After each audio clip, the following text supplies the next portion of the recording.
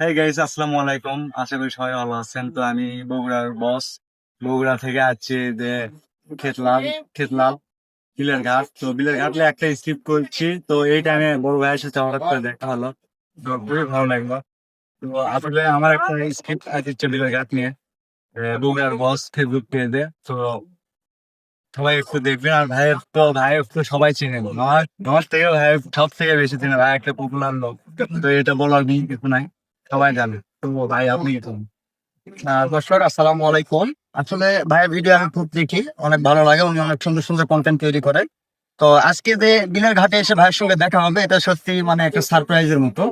আমরা বিলের ঘাটে ঘুরতে এসে হঠাৎ করে ভাইয়ের সঙ্গে দেখা, তো আমরা আশা করছি যে ভাইয়ের অনেক বড় পেজ।